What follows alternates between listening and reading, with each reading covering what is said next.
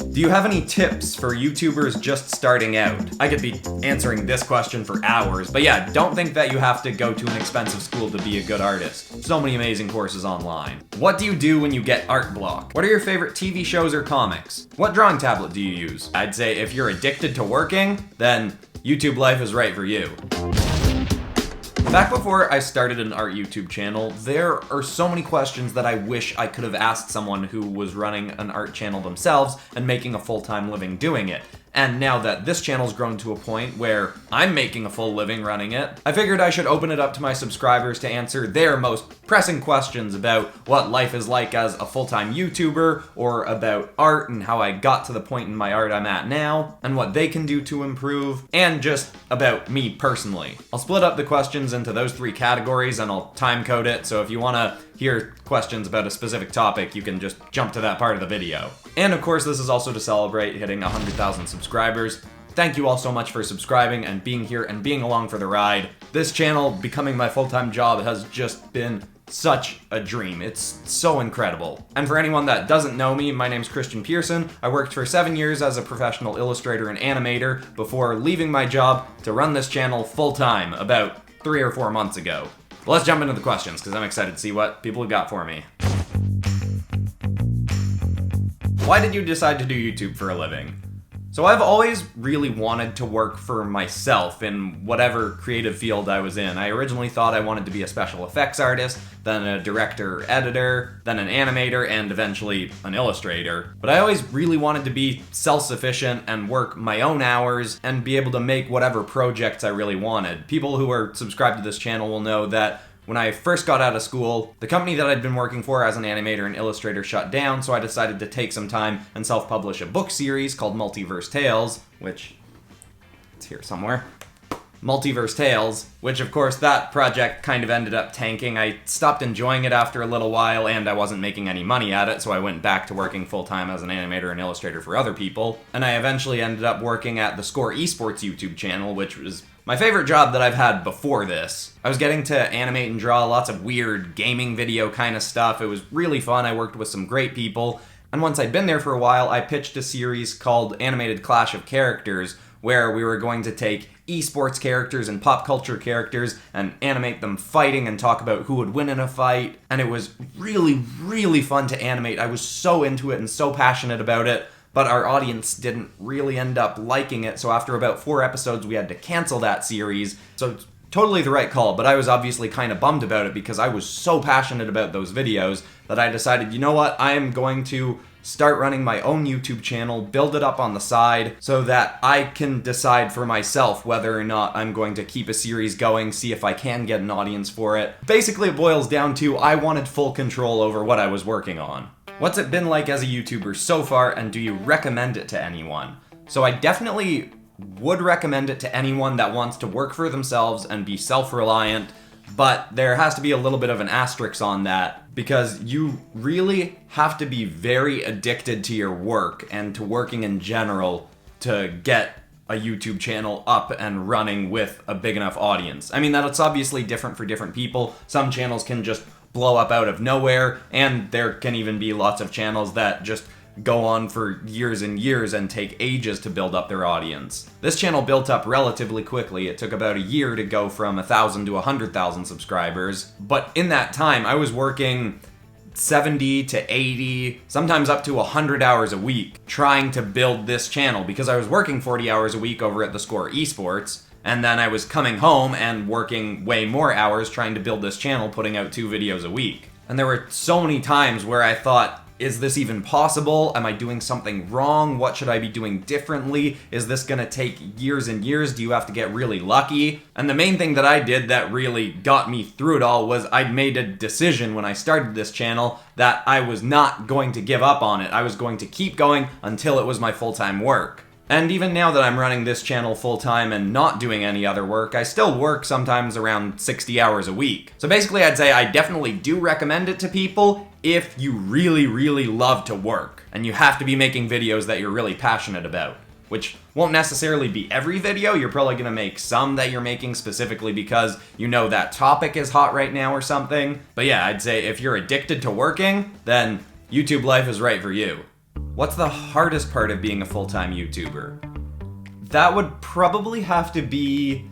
It's fluctuated a bit as I've gone through the process of building this channel, but I think it would probably have to be the fact that the pay is inconsistent. I mean, obviously all of the other jobs I've had before, if I work 20 hours, I know exactly what I'm getting paid for those 20 hours. But in this case, sometimes I'll make a video that I spend way longer on that I think is gonna do really well, and then it'll do nothing in comparison to a video that I spent way less time on that randomly shoots up. One video that I always kind of reference in my head is one of my first videos to break 10,000 views was my Spider Sona and Venom Sona drawing, and with that one, that's probably one of the videos I spent the least amount of time on in the history of this channel, and yet it was one of my first videos to do decently well. And that's because it was a hot topic at the time, and about 5 days after I put out mine, the channel Draw with Jazza, or now just Jazza, put out his Spider Sona video. Which is also good to note that a video doing well or not well can depend on what trends are happening the week that you put out your video.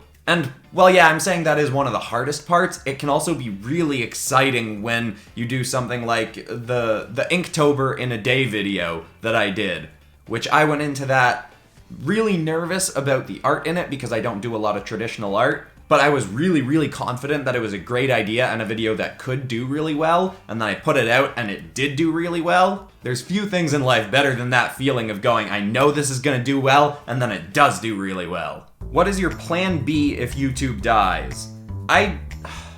I'm a little bit conflicted in the idea of plan Bs. I don't really believe in having one because it kind of feels like planning for failure. And also, the year that I spent building this channel was a good way to prove to myself that if I commit to something, I can get it to the point that I want it to get to. So if my YouTube channel randomly vanished tomorrow, I definitely wouldn't be thrilled about it or be able to recover from that immediately, but I know I would be able to pick myself up and start building something else somewhere else. And I think I've built up an audience of people who like my work enough that if my YouTube channel vanished, they would find me in other places, like on my Instagram, or even though I'm really terrible at Twitter, maybe over on Twitter. There are other ways to make a living as a self-employed artist, and I know that even though I don't have an exact plan B if this channel were to die, I trust myself enough to know that I would put in the hard work to rebuild things elsewhere.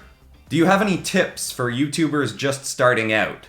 I would say commit. I mean, I've already talked about how you have to be kind of addicted to get your YouTube channel to build and grow, but I would say definitely commit to doing 1 video a week, 2 videos a week, maybe 3. It really depends on the kinds of videos you make and how long they take to make, but really you just have to commit and keep putting out videos on a consistent basis. Because not only does the algorithm like consistency, but your audience wants consistency. There's lots of other advice I'd love to give. I could be answering this question for hours, but I'll try to keep it down to just the stuff that I think is most important.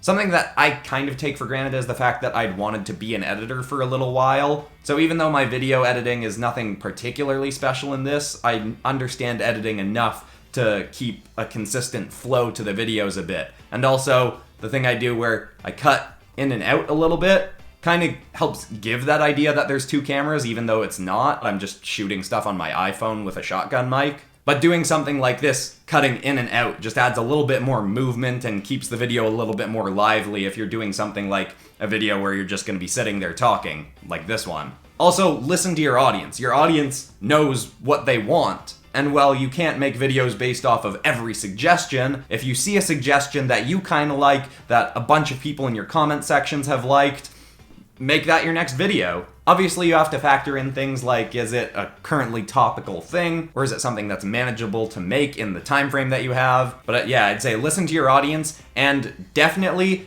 for as long as you can, reply to every single comment. I'm at a point now where I can't reply to every single comment, so what I try to do is for the first hour that a video's out, I reply to all of the comments that are coming in. And obviously, as the channel grows and grows and grows, that's going to become harder and harder and harder to keep up with comments. But one of the best things about YouTube is you're more connected to your audience than anywhere else you might build an audience. And people really love hearing from you, and they want to feel connected to you and genuinely be connected to you. And these are people who genuinely care about the work that you're doing, so it's fun talking to them in most cases. Also, figure out whatever way works for yourself to not get hung up on the negative comments. When the channel really started blowing up and I started getting the first really negative, angry sort of comments, it was hard to ignore those and focus on the positive ones or the constructive criticism ones. But eventually I kind of just figured out how to not fixate on the negative stuff. Because most of the comments that come in are either people that really love my work or people giving genuinely good constructive criticism, which is also helpful. And even some of the really rude comments can sometimes have some tidbits of helpful information in them. So I'd say try to keep as open a mind as possible when you're going into the comment section, because there's lots of stuff you can learn from the people commenting on your videos. Stuff that you might not have even necessarily thought about, whether that's about the art in the videos or just the actual production of the video.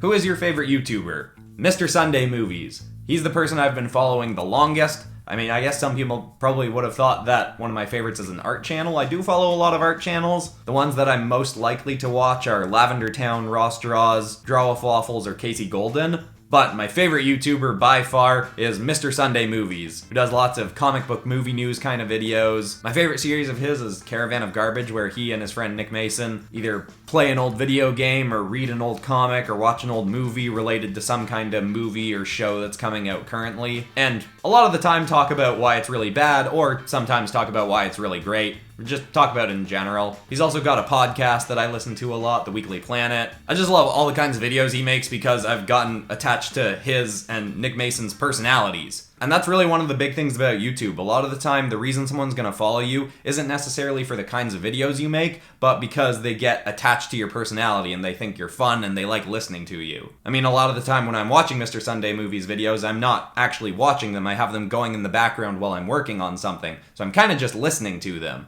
So that's kind of an important thing to keep in mind as well for anyone that wants to be a YouTuber. Your on-camera personality is one of the most important things. And I don't think you should necessarily try acting and being someone else unless that's what you want to do and that's your thing. But definitely think about how you're coming across on camera and how you want to come across on camera. What is your favorite video that you've ever made?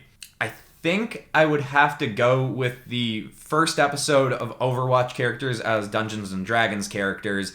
And even though I like the art better in the second episode, that video kind of shifted my mindset about how I could do the cool stuff as other cool stuff kinds of videos. Because I've done lots of those before, like the Pokemon as superheroes kind of stuff.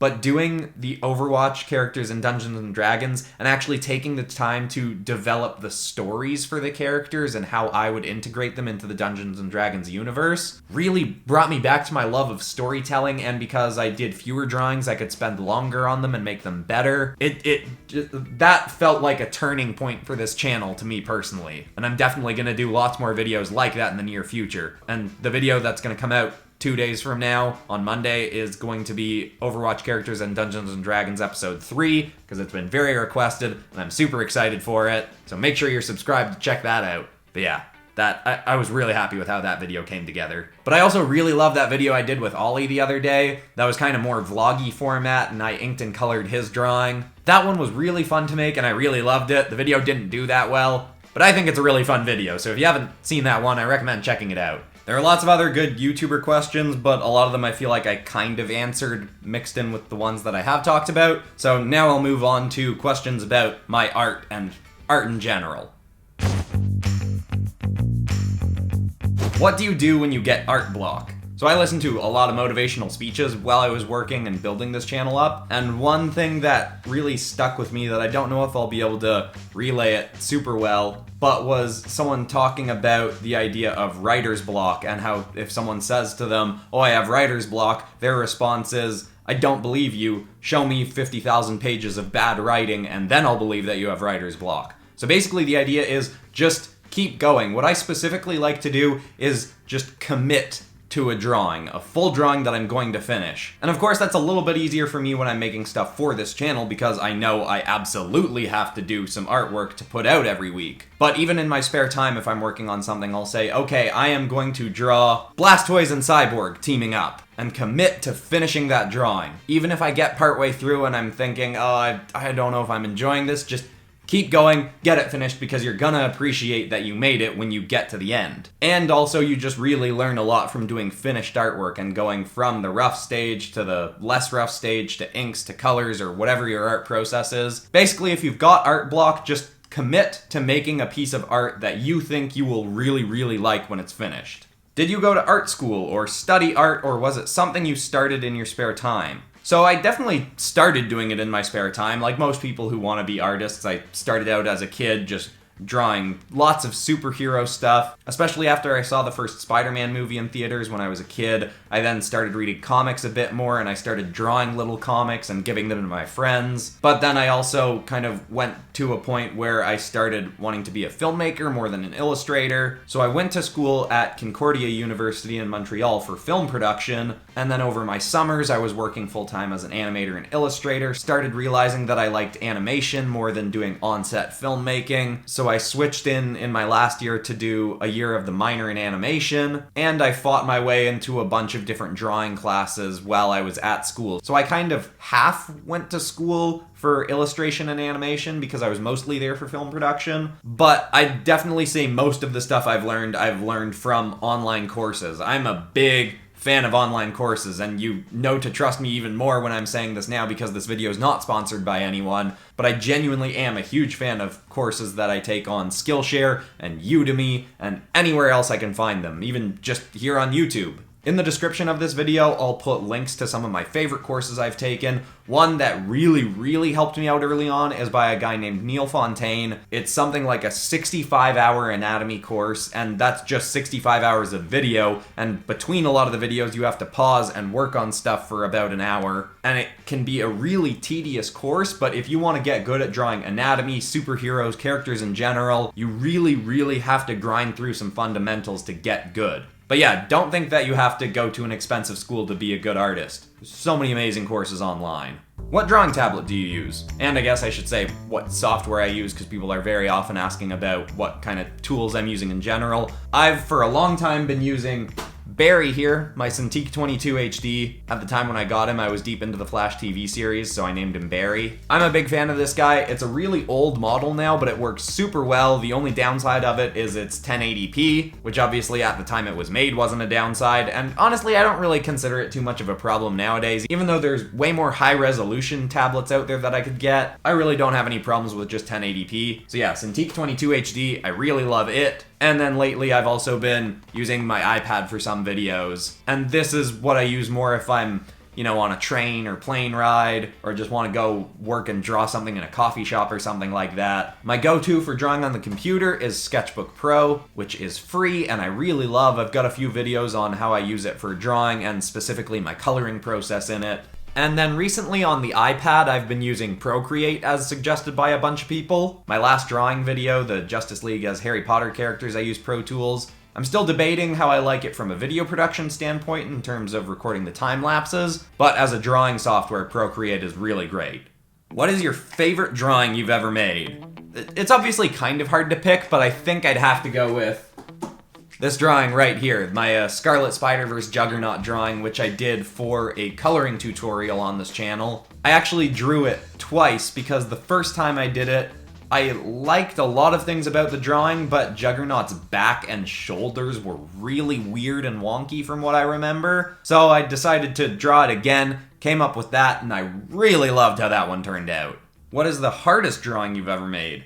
That would probably have to be the very first drawing that I posted on this channel as a drawing video, my 25 Spider-Verse characters, because that's probably the drawing I've spent the longest on, I think, and it just had so many characters, and at that time I hadn't done a ton of artwork just based off of stuff that I wanted to make. I'd mostly been drawing and animating stuff for work, and stuff I'm doing for work is stuff that I had to make really quickly, so this was a drawing where I could take lots of time with it, but also I didn't really have a process for art that I could take tons of time with. And of course, juggling 25 characters in a scene is something that I never had to tackle before. And as much as that one was a challenge, I really do like how it turned out. And going back to it even now, even though it was a while ago and I've gotten a lot better since then, I still really like most of the things in that drawing. On what do you think you've improved most in the last 2 years or so? I definitely have to say my coloring process. Coloring is the thing that I've been focusing on most in the last year or so, and I really love the process that I've developed for doing all of my coloring work. I've found a style that I really love. I've gotten better at just color theory in general. That was something that I didn't really learn in school or take many courses on specifically, so it kind of took a while to build up a knowledge of how to use color well. But I'm so glad I did it because now coloring is probably my favorite part of my process when it comes to drawing anything. What is one thing that helped your art jump up a level that might not be obvious to beginners? That's a tricky one. Because a lot of the stuff coming to me is obviously stuff that is obvious. Because I'm sure everybody's kind of sick of hearing that you have to learn your fundamentals. Stop ignoring the fundamentals. Go take courses on perspective, anatomy. I am always an advocate for do courses on the stuff that seems boring but you really need to learn.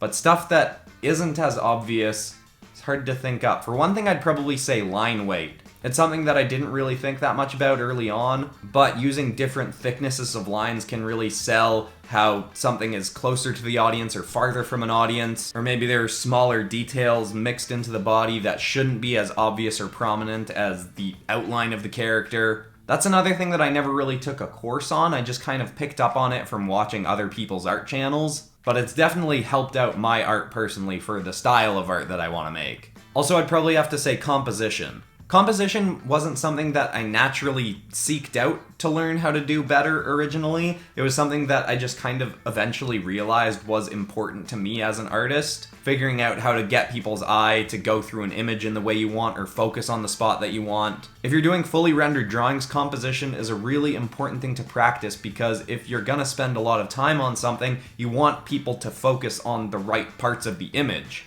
Unfortunately, that's not something I really have much advice on or a course you can take. I've read one book on it, but it's not a book I'd necessarily recommend because it was just kind of dry. Although one of my best friends recently gave me a book for Christmas on composition that I haven't started reading yet. It seems like it's going to be a really good one, but I haven't read it yet, so I'll keep people updated on whether or not I recommend that book. I feel like I've been talking about this question long enough that I don't actually remember what the question was. That's probably a good sign that I should move on. What do you charge for your artwork? So currently I'm not actually set up to sell any artwork online. I've tried it before when I've run booths at Comic-Cons and stuff and been selling posters that are kind of the standard 11 by 17 prints. I would usually charge something like $15 for a print or 3 for $30 or something like that. The amount that you should charge for art is not something that I should really give advice on because I haven't done enough selling of my own artwork. Most of the art that I've done professionally has been on salary jobs, not in sporadic freelance jobs. And I will at some point figure out how I want to sell my artwork online, but right now I'm prioritizing building this channel more. How long does it take you to do a normal drawing?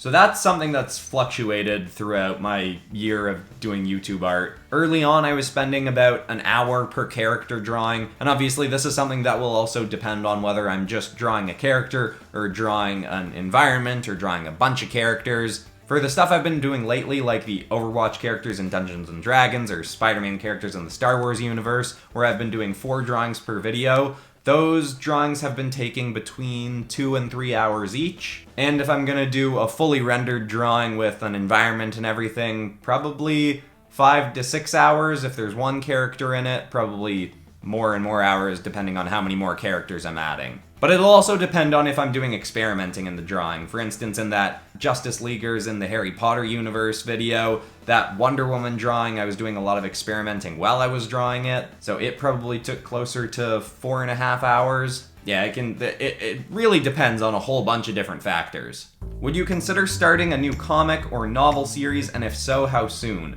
So I've kind of talked about this a little bit over the last few months, how I've been working on a fantasy-focused comic And that has been slow going. I've been working more on the writing stage because I'm trying to figure out a story that I really, really want to tell. Because drawing a comic is such a big time commitment, I want to make sure that I really love how the characters are done and how the plot is set up, and that it's a story that I'm just really, really passionate about, and I haven't figured out the angle that I want to go with yet. I've tried writing a few different chapters of it that just haven't really panned out, and admittedly I haven't been willing to commit a ton of time to it yet because I am still growing this channel. I am still very early in this channel being my full-time job. So I definitely do want to do a comic or graphic novel, or even potentially a regular novel without illustrations, but it's probably going to be a slow build up to that point. Right now I am more focused on PopCross Studios getting big. But I am super excited to hear that people want a comic out of me. Have you met the big comic book artists? I've met a whole bunch of different comic book artists at conventions, not many of them long enough to have full conversations with them. A couple years ago, I taught an animation workshop at South by Southwest, and there I got to meet Jim Lee. I took a picture with him, but I don't know if I'll show it. It was a pretty bad picture of me from what I remember. I've also met Humberto Ramos, who signed a poster that I've got up on my wall that I really love. He's one of my personal favorite artists. And then I've met some writers as well. At South by Southwest, I also met Brian Michael Bendis, and he was a really great guy. Because I live in Toronto and it's a pretty good hub for comic convention kind of stuff, I've met a whole bunch of big name artists at Fan Expo in Toronto. Okay, I feel like I've been talking for a long time, so hopefully that's enough for the art questions. Now we'll move on to some personal questions. What was your first job? So this is something that I've also broke down in a little bit more detail in my reacting to my bizarre animation career. I'll link that video somewhere in the description or tags or whatever. But my first job, I finished high school a semester early and went to work as a gopher at a special effects company. Gopher, like, you know, an intern. Most of my job was going to pick up coffee and get meals and stuff like that, but they did also let me do some animation work. And I actually got to do some stuff like lens flares in a project for Cineplex. And it was a really cool job, but it also made me realize that I didn't want to be a special effects artist because they just would spend 2 months on a very small part of one shot or something like that. And I really like doing fast stuff, doing really quick projects, something that I spend 3 days on, and then I move on to a new thing. What are your favorite TV shows or comics? Favorite TV shows? I'll do TV shows first.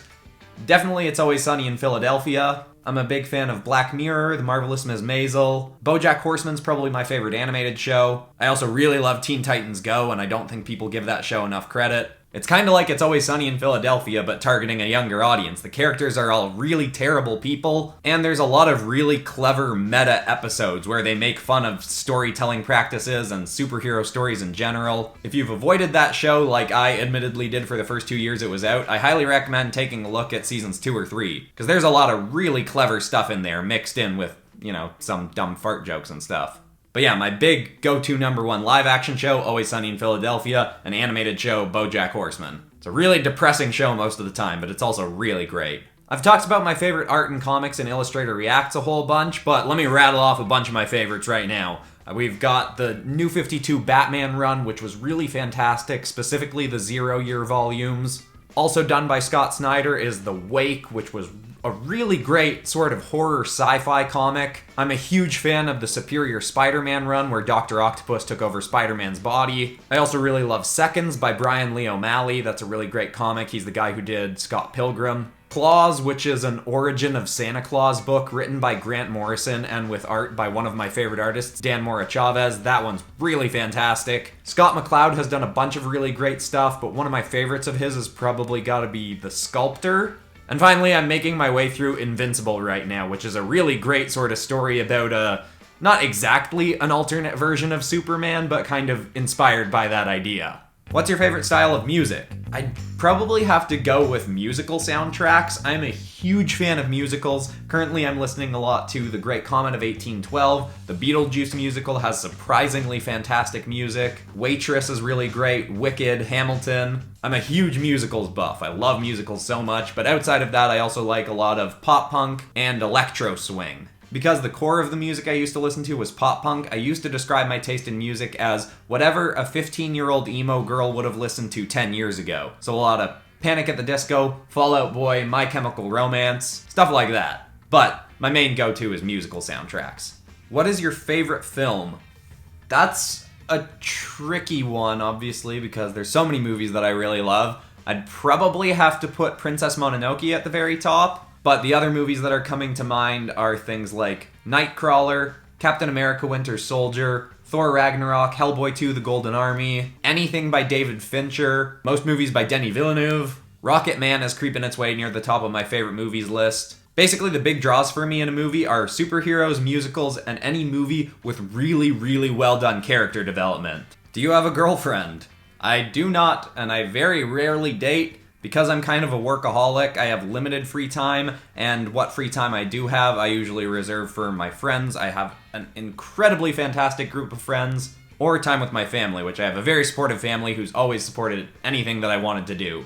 Even if it's something crazy like leave my job to be a full-time YouTuber. Do you have any big plans for 2020? And then I think there were also some people asking about my New Year's resolutions. I don't really have any specific plans for 2020.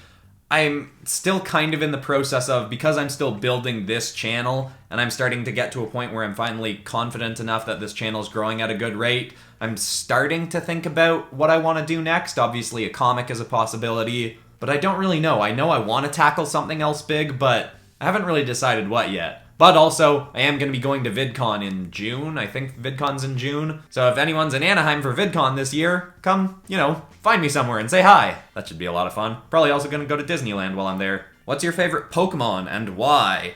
I'd probably have to go with Feraligatr. It's either Feraligatr or Charizard, but I feel like Charizard's the slightly more generic answer. I mean, it's fair because Charizard's awesome, but I'll go Feraligatr. I really love Feraligatr.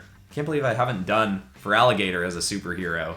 There's so many episodes that I really want to make sequels to that I can't decide what to make sequels to, and then I figure out a new video that I want to make instead, and so much work that I want to do. I wish I had super speed. I don't know if anybody asked that, what superpower I would want, but I would love to have super speed so I could get so much more work done in such a short amount of time. Alright, I'll end with one from... Oh, perfect. We got one from Crazy Chicken Animations. He's a very long time subscriber of this channel. If you could do any art project, what would it be, assuming you had unlimited budget and resources?